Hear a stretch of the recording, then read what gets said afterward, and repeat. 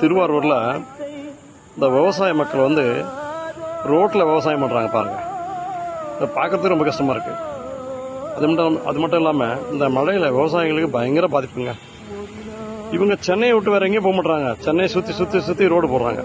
ஏன்னா இங்கே தானே அடுக்குமாடி கட்டி வைக்கலாம், அதன் மூலயமா கமிஷன் கிடைக்கும் அப்படி சொல்லிட்டு இந்த அரசியல்வாதிகள் ஆளுங்கட்சியும் சரி எதிர்கட்சியும் சரி சம்பாதிச்ச காசு வந்து கொஞ்சமாச்சும் ஒரு ஈவிரக்கம் தானே செலவு பண்ணலாம்.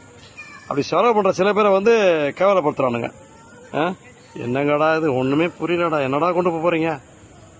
செத்து போயிட்டா ஞாபகம் யாருன்னா எம்எல்ஏ செத்து போயிட்டாக்கா யாரும் நினைவு வச்சிருக்காங்களா பாருங்க. அதே சமூக ஆர்வலை இறந்து போயிட்டா நினைவு வச்சுப்பாங்க. இதுதான் நமக்கு கிடைக்கிற ஒரு கிஃப்ட்டு, நம்ம வாழ்ந்தோன்றதுக்கு ஒரு நினைவு. ஆக இந்த அரசியல் கட்சிகள்லாம் நீங்கள் என்ன பண்ணுறீங்க, தயவு செஞ்சு இந்த மழை காலங்களில் உங்கள் சொந்த காசை போட்டு அவங்களுக்கு எதனா உதவி பண்ணுங்க.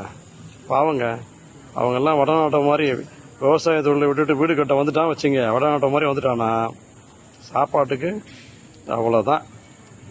ஒரு சாப்பாடு 500 ரூபா விற்கும், 1 கிலோ அரிசி 150 ரூபா விற்கும். ஞாபகம் வச்சுக்கோங்க மக்களே.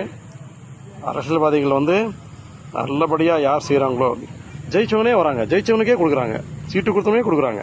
புதுசாக ஒருத்தனை கொடுத்தா அதில் ஒரு நல்லவன் கிடைக்க மாட்டானா? அதாவது ஒரு கட்சின்னா அவனுக்கே மறுபடியும் ஒரு ரிப்பீட்டு, அவனுக்கு 1,00,000 ரூபா சம்பளம், 30,000 ரூபா பென்ஷனு. அது எல்லாருக்கும் வாய்ப்பு கொடுக்கலாம் இல்லையா? அது ஒன்று ஒரு 30 பேர் 50 பேர் புதுசாக வந்தால் கூட அவங்களுக்கு ஒரு மனசாட்சி இருக்கும், அது ஒரு நல்லவன் இருப்பான். பார்த்து அரசியல் கட்சி அத்தனை பேரும் கேட்குறேன், ஜெயிச்சவங்களுக்கே சீட்டு கொடுக்காதீங்க, புதியவருக்கு கொடுங்க. நாட்டில் நல்லது நடக்கட்டும். நன்றி. மக்களில் ஒருவன், சமூக ஆர்வலர் சி. வேலு.